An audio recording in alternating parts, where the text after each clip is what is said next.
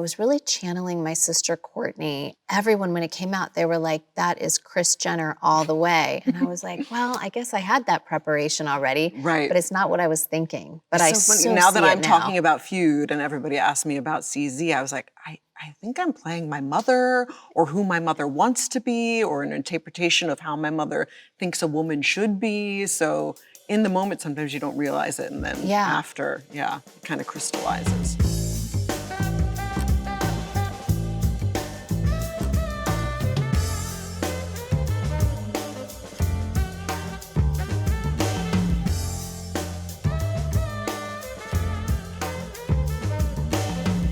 Kim, hi. Hi. You have appeared as yourself on camera since you were 20s, in my 20s, yeah. 20s. So 20 years. And now you're transitioning into acting. To being somebody else on camera. Yeah. How is that?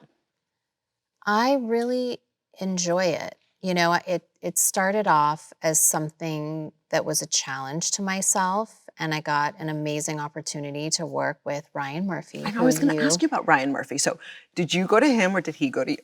He came to me. Okay. And he actually came to me with an idea that was kind of reality-based, and I wasn't into it.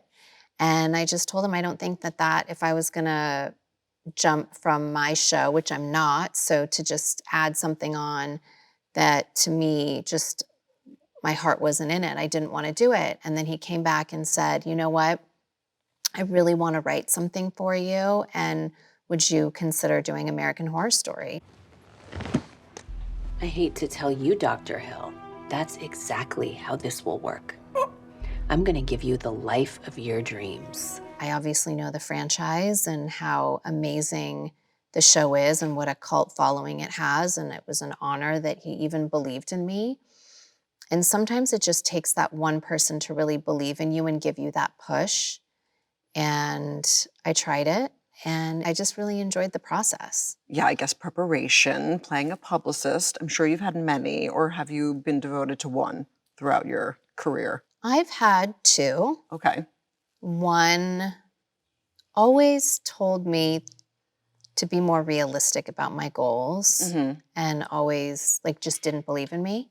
And so she asked me one time, and I was in her office like, oh, well, what's your goal? Like, where do you see yourself? And I really didn't know, but there was some magazines, and there was like a Cosmo magazine, and it was like at the beginning.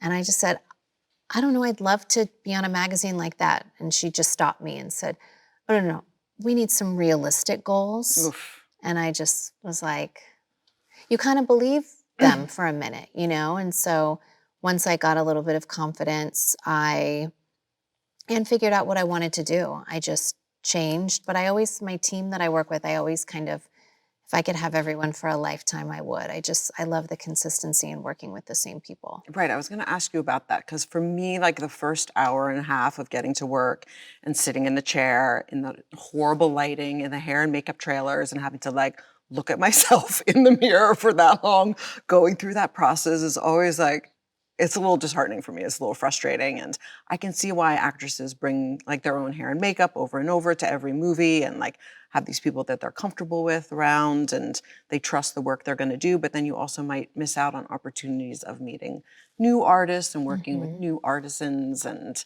so I guess you'll maybe be open to that.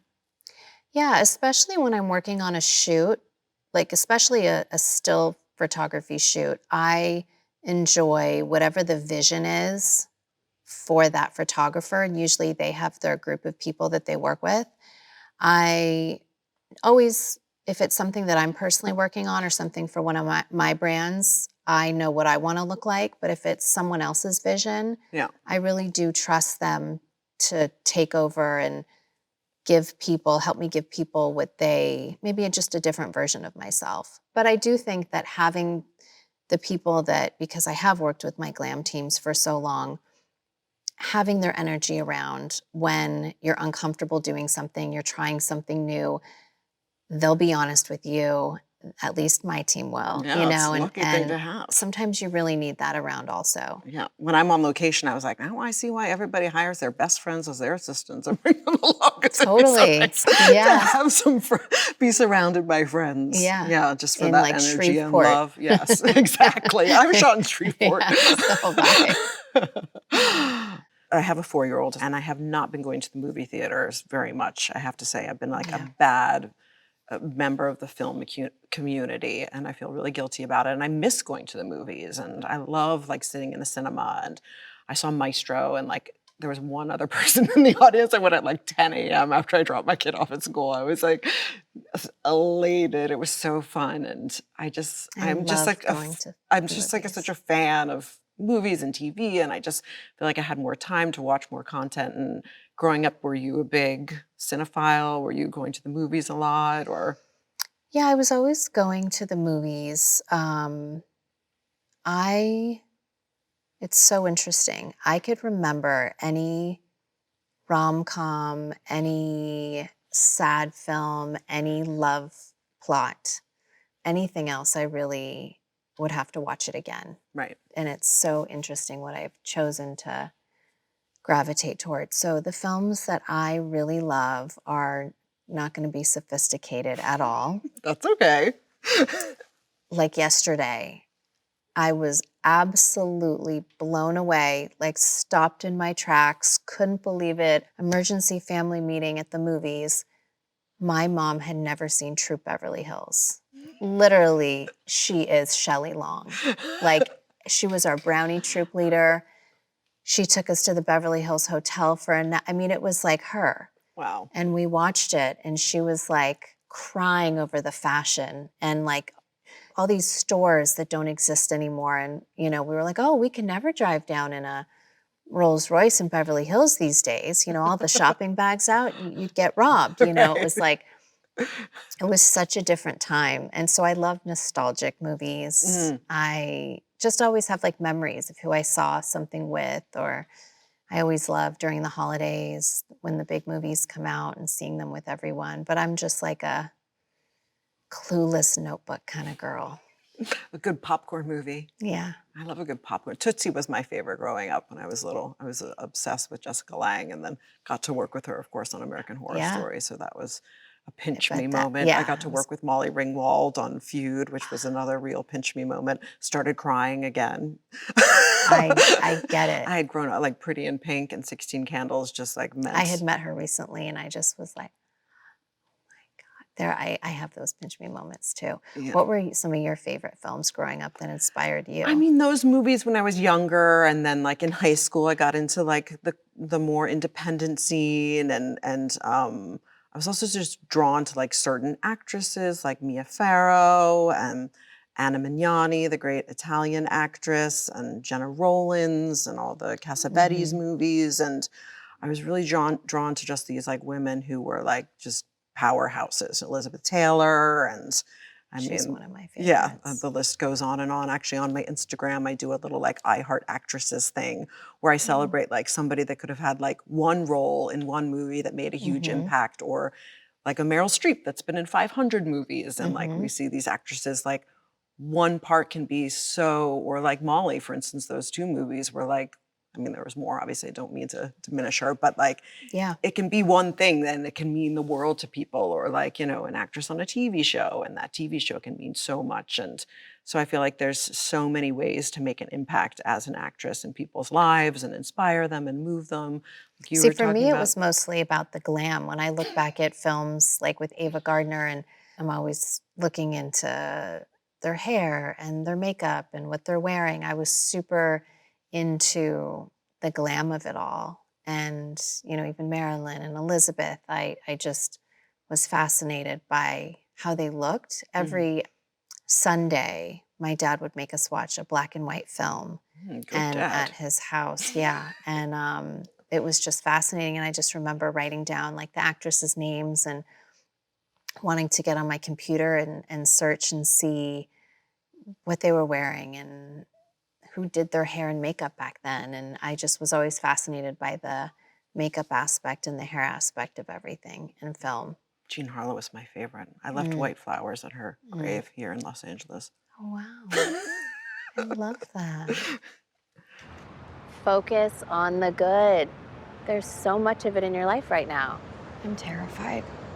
There were so many lines like that you feed to Emma that I was like, oh, I think I've heard those lines. I've said those lines that Emma's saying like to my publicist.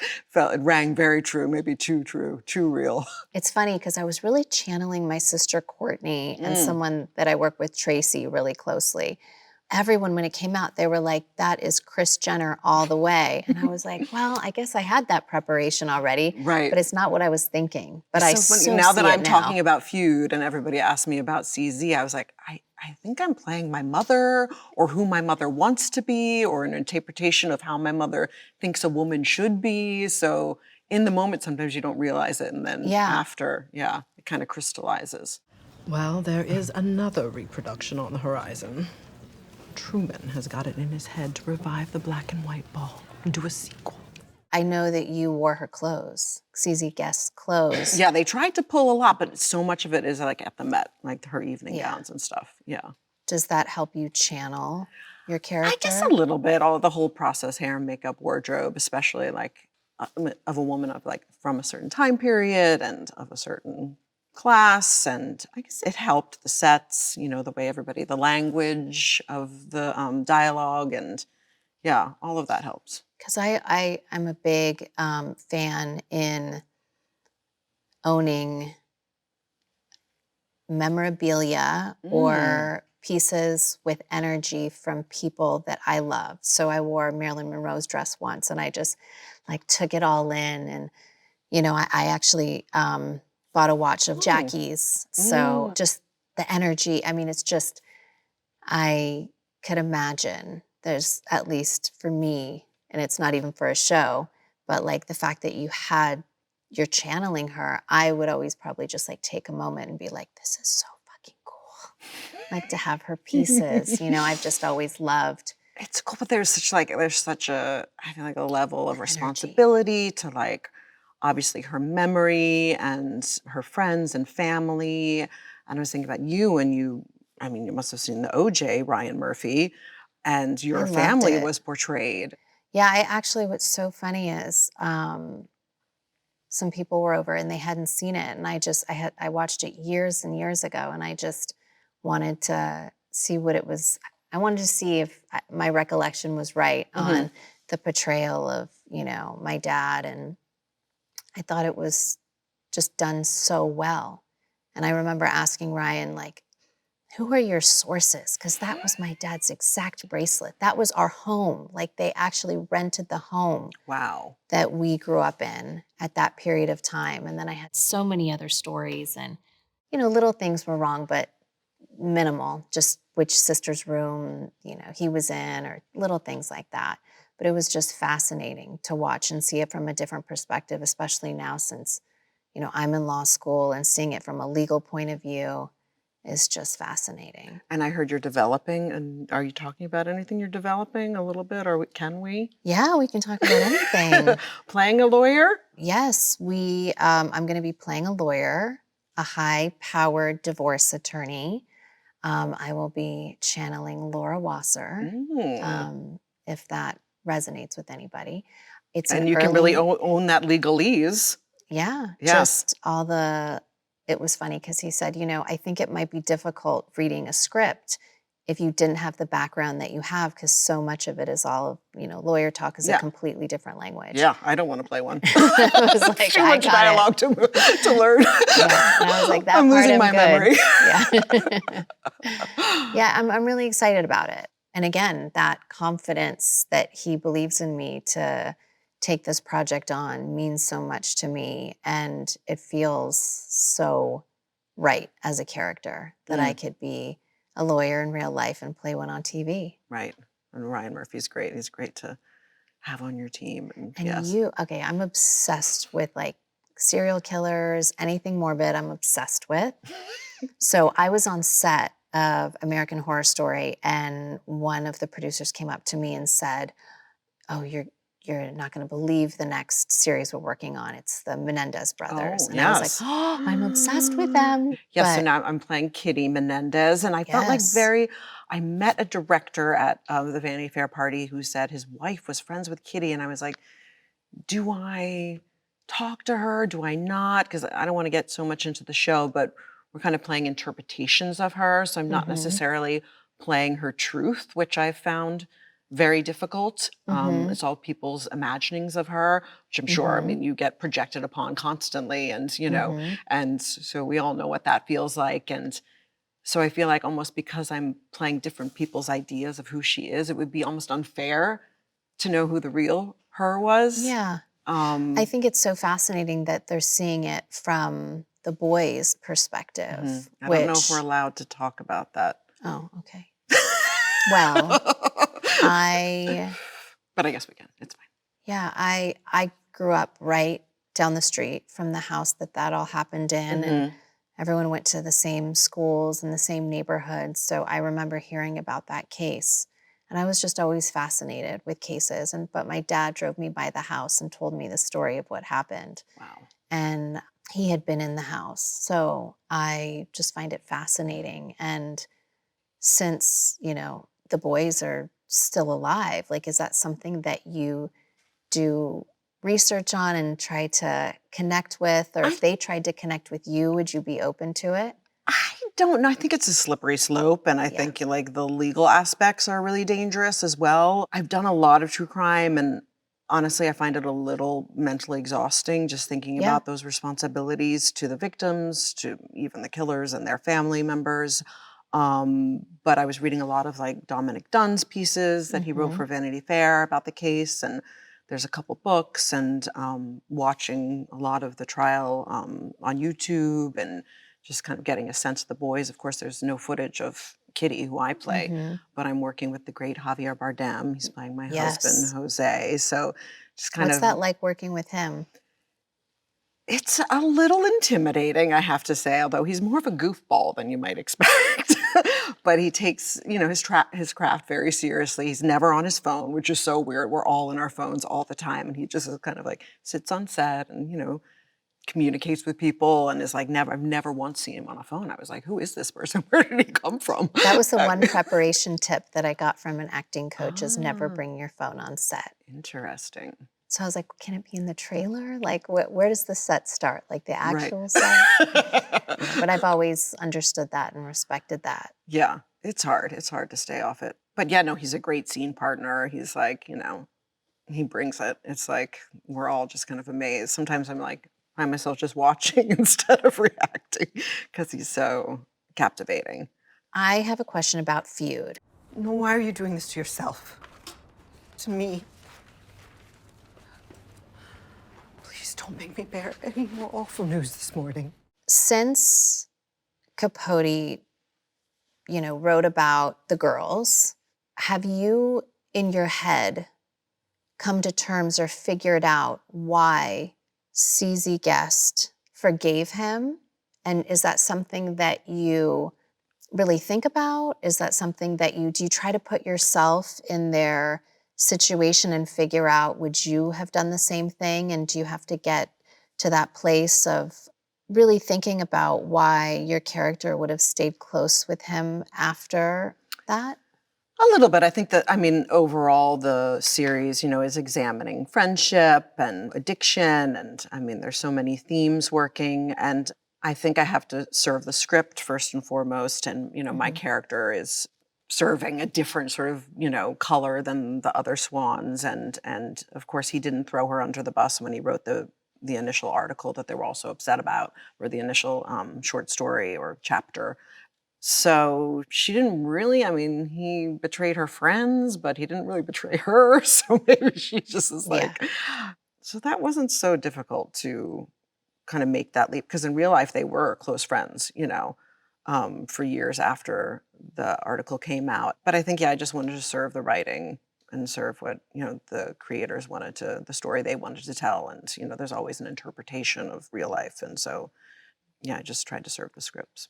Do you find it difficult to take on an accent and to really become a character And how do you get yourself into that just frame of mind? I do find accents very challenging. I've done accents before and have been asked to then drop them. So now I'm like super in my head about it and really paranoid that I'm Yeah. just bad at them.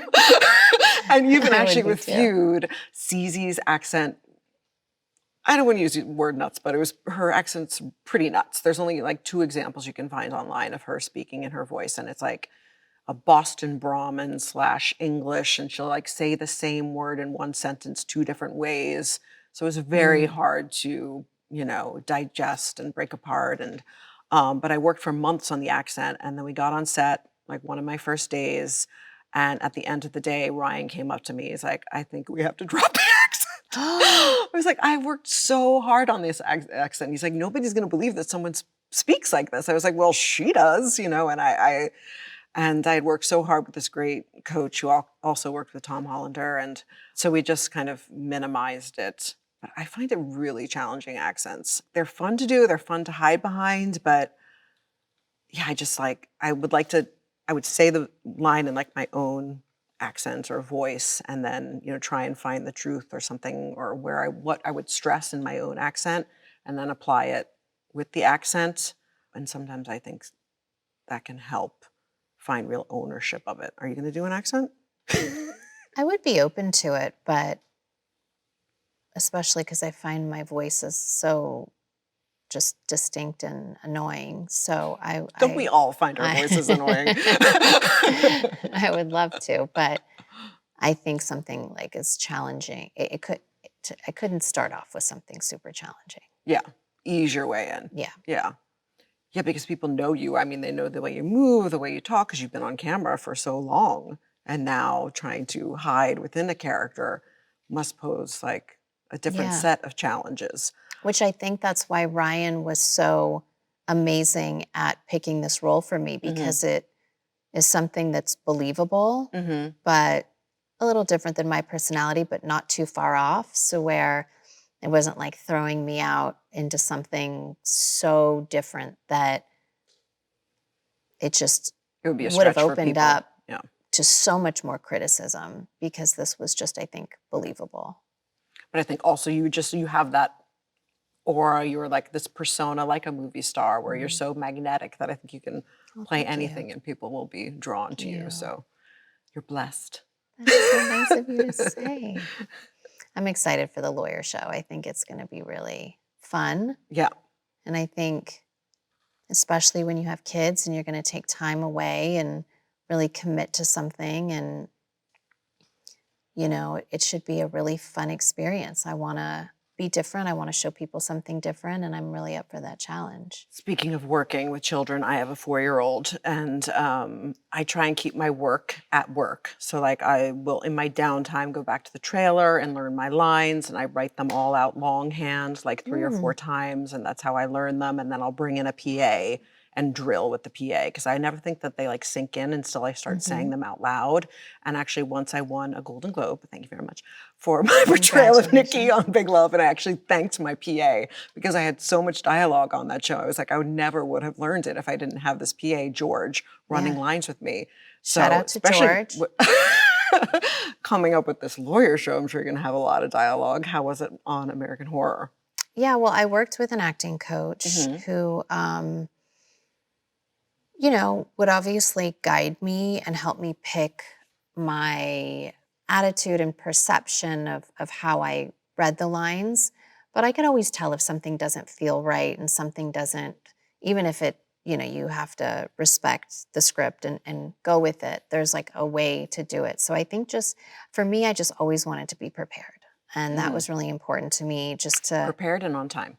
Exactly. And not waste people's time, because, this is like a huge production, and I just value everyone's time and wanted to make sure that I was completely prepared. So with American Horror, we got through so much. I think they weren't sure how prepared I would be, and so they allotted a scene a day, and we finished fairly quickly. So they would say, like, can we add in another scene? Because it's like on the same set. And so we would do that, and I would have to memorize, more dialogue fairly quickly. So I just found that obviously reading it over multiple times and then having that person. So there was someone on set that was available to read with me. And so again, like you said, reading it out loud, being able to do that. I do want to write it down though, because in law school, I write everything. I don't type anything because I want to physically write it out numerous times. And that has served me well. So I think I'm going to try that. Hot tip. With scripts. Yep. Thank you. I have a question. Okay. Did you know C.Z Guest? Did you know who she was before you committed to the role?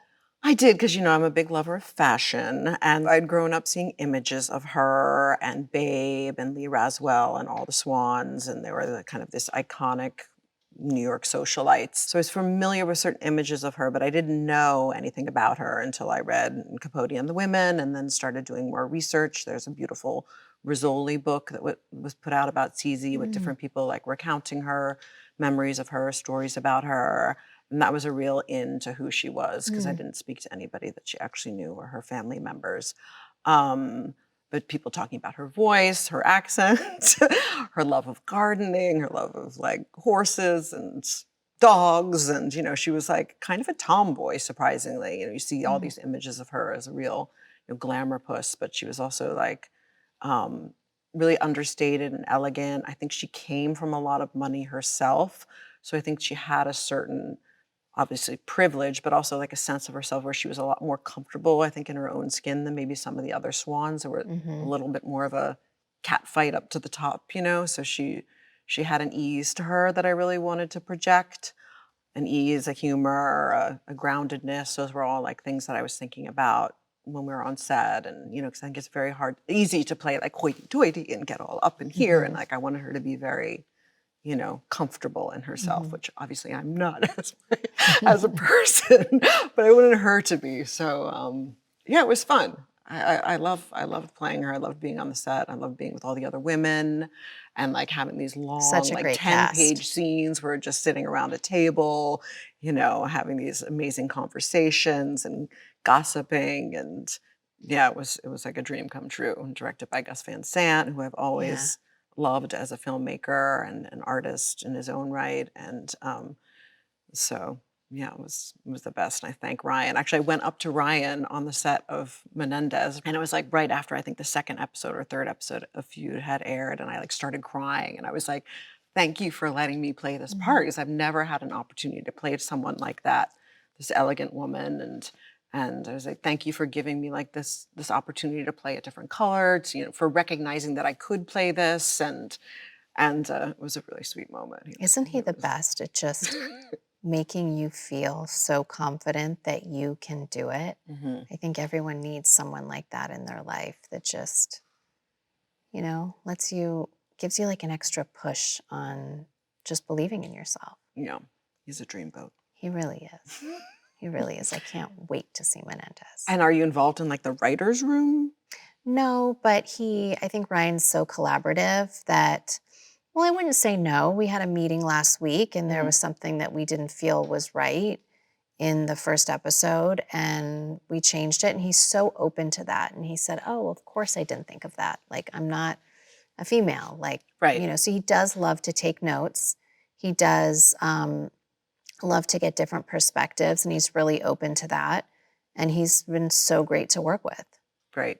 He really has been. So again, I feel spoiled that it's my, first big experience, and he's been so amazing to work with. But I heard you have like 100 different projects in development.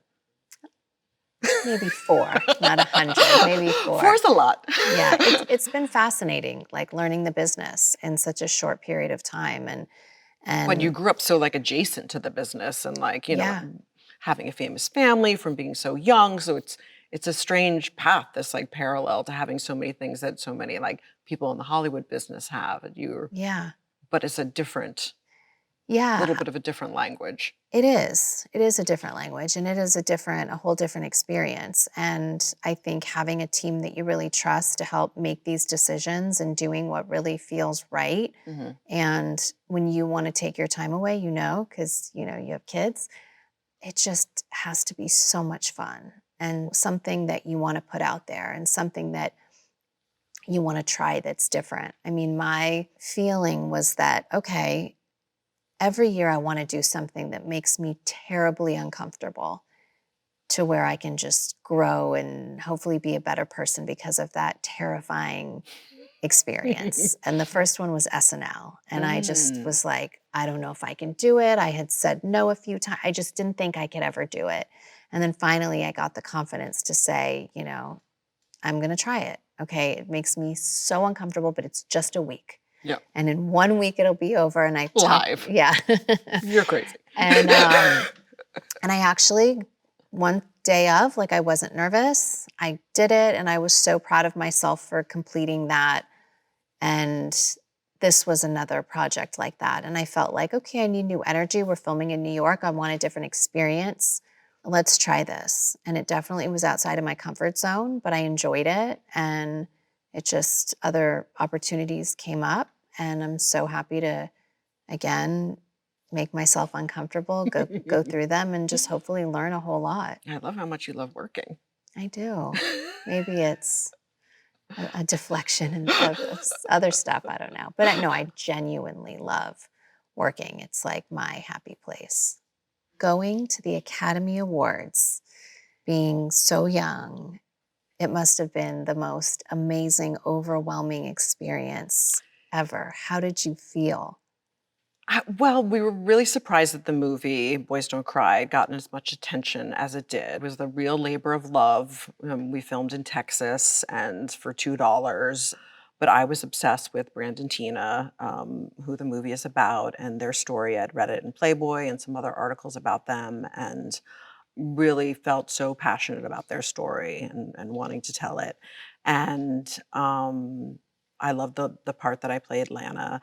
Then the movie, I just caught on. People like really responded to it. And then this whole like awards campaign business started. And I was like, what is all this business? Because actually when I had started acting, I was like, the moment I appear in People magazine, I'm going to quit acting. You made it. And then Boys Don't Cry came out and everything kind of changed. Of course, this is like pre-internet, this is 100 years ago, 99, I think. And The best people years. started getting very, interested in my sense of style and my fashion. It was something they could kind of grasp onto. And that was a time when I had done mostly independent features, and people didn't have access to that in the middle of nowhere. Iconic. Right? I have to say that. Thank you. Like, legend. So I think forever. that like the more mainstream magazines and papers, they couldn't kind of spin me into something as an actress because there wasn't opportunities for people to see the movies that I was in. So I became this kind of like fashion icon thing. And now I'm still kind of dealing with that. In a way, now it's easier to kind of straddle both worlds. And I'm very comfortable in the fashion world. I can really own myself. And in Hollywood, I feel like still a little like I haven't made it, or I'm not, I don't know. I just have like a real insecurity around it. I love being in that. I feel like I've always been in that space. Like, people always underestimate. So I've always felt comfort in that insecurity and in that space of always feeling like, why am I here? How did I get here? Or is this supposed to be? I mean, I don't know. I've always like operated well in that space. So I know how it feels. I also know how it feels when you feel so like confident and you're supposed to be here. And fashion is just like, you get it. You feel that's home. So yeah, I think also just like those are my people. yeah. Like I love people that work in fashion. I think they're drawing inspiration from like all of the arts. Yeah. And I think there's like a different kind of hierarchy that you feel there than you do in the film industry. That's like maybe a little more, I don't know if it's like transparent or something. I don't know. I just have like a different relationship to also like how they celebrate women. And I don't know, it's a lot to unpack there. But back to the Academy Awards. Yes. How did you feel? What did you wear? I wore Barrel Bass for Yves Saint Laurent. And I went No with my one better. boyfriend at the time, Harmony Korine. And I lost. Angelina Jolie won for Girl Interrupted, which was not a supporting part, I would say. Not that I'm bitter. But it was a very supporting it, competitive. really. It was a very competitive category that year. Catherine Keener, Samantha Morton, Toni Collette, me. It was like just great actresses. Actresses like I've always admired, character actresses. And I think growing up, I never even like thought of myself as either like a movie star or like a leading lady. Like I'd always kind of my desire was to be more of like a character actress, which I'm hoping people recognize in me more now than maybe they had in the past. But maybe a leading lady, I wouldn't refuse. You are a leading lady. Thank you, Kim. Well, my cousin Cece moved here and she's obsessed with fashion and she is in remission off of a stem cell treatment, but for 30 years she had cancer and she's obsessed with fashion. So to do something but at her own pace, all she wanted to do was open up a website selling clothes that we didn't want anymore, that were like designer clothes, but we didn't want to just give them away. And so she has a site where she sells my sisters and my mom and all of our clothes. And so I'm obsessed with just seeing what's in people's closets. I kind of started in this like closet business world. And I know that you sold your clothes in a warehouse sale and everyone was like lined up. Do you regret anything that you sold? I regret a lot of the denim. I have like a deep love for denim and I had a really big, like great denim collection. Just like a lot of like weird patchwork, kind of like not even designer pieces, just like people had made. And so I regret that.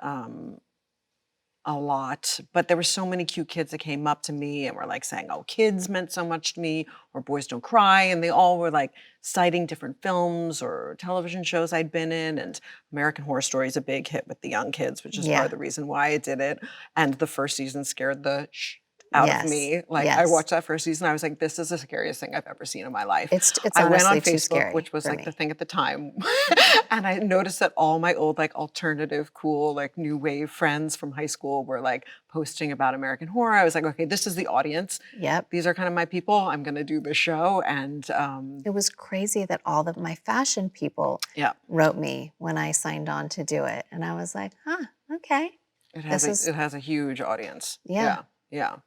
But the sale went really well, and it was just like, it was a really nice opportunity to like interact with fans and kids and do a purge. Yeah, I love a good purge, but then sometimes there's something where I'm just like, or I'll see it up on the site and I'll say, oh wait, I really want that back. After all that work of you photographing it and posting it, sometimes I just can't let go. Right. But there's always something else, which we love, the thrill of the hunt. Totally. Yes. And are you reading a lot of scripts? Like, are people sending stuff? Like, what is that? Because I find that very time consuming. Yes. And like sitting down and reading a script, getting through I think within the first like 5-10 pages if something grabs you, but you want to give, this. I like to be prefaced first. Yes. And hear a Cliff Notes version first, just to see if I would like the premise of the movie and who's, producing it and directing it and who's in it. Mm-hmm. And then I will for sure. Like I'll never not. But I think that the few projects that I'm going to be working on, The Ryan Show and a few other films, is going to take a lot of my time up. Okay. And I feel very comfortable. So you're not putting yourself on tape? No, I can't. Would you? I would. Yeah. For the right thing. Yeah. I would. I've done a few with my agent's assistant. It's very helpful. Yes. Yeah. But I feel like now there's this whole thing about like putting yourself on tape. It's also like, should we, do we? I remember like going into rooms used to be really fun. And I feel like I was always really good at like the part where you chit chat, and then like the actual reading was more challenging for me. Mm-hmm. Like dropping into a scene out of nowhere and an audition was always very difficult. I don't think I got a single part in audition in my 30-year career. Wow. I think most of my film and TV roles have been after like just meeting and talking with people. It sounds like maybe that's kind of like what happened with you and Ryan Murphy. Yeah, that's what happened with Ryan and I. And like, again, that confidence of him just feeling like, oh, you got this, you can do this. and we will make sure, and I want to make sure that you're comfortable. And so I wanted to make sure that I worked with an acting coach and just that I was prepared and comfortable. And I mean, he did say, okay, I hear you don't want to do this other show. Let me figure out, I think you would be perfect for American Horror Story. Calls me a week later and says, okay, I have the idea, but you have like 24 hours to decide if you're going to do it. Whoa. And I was like, oh my God, okay. Did you get to see a script or was just off an No idea? script. Wow, you're Off very of an trusting. idea. Okay. And so even with the lawyer show, no script, agreed to it, committed, because I love the process of working with him and his team. And he's going to be directing it. He'll be more hands-on than he was with American Horror Story. And yeah, so trusting, no script. It was a pleasure. It was so much fun seeing you again. You too. See you at the Met. Yes, I'll be there. See you And at if the I Met. find any more vintage haunts, I'll let you know. Please let me know. I will.